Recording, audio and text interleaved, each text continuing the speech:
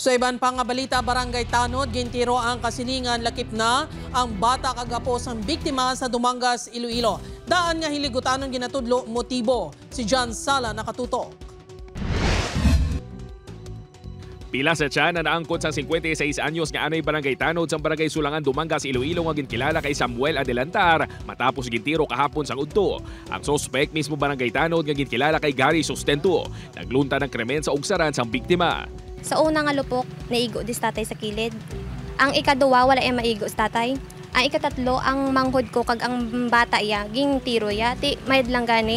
Pasalamat manamon nga wala naigo ang duwa. Daan nga hiligot ano na ginalantaw nga motibo sang kapulisan.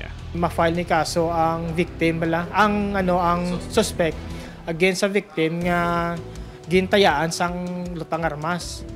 So amo to siguro do amo nang ugat sa ilang nga hilugot anon. Apang panindugan ni Jessa, hindi matuod nga nanaya sang pusilang iamay. Sa baylo ginsita lang kuno sini ang suspect bangod sa pagpanggamo sini sa balay sang ilalola nga ugangan sang iamay. Nagreklamo man ang pamilya sang biktima bangod kasubo nga ginpabungul-bungulan sila sa makaupod nga Barangay Tanod sang suspect sang nangayo sila sang bulig.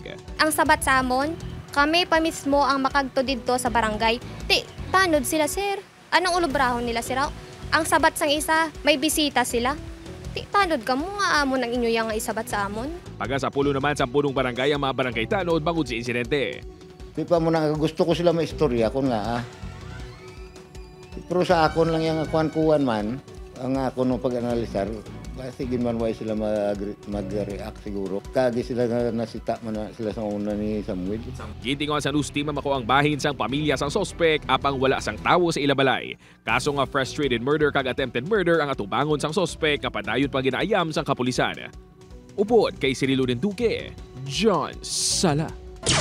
1 Western Visayas.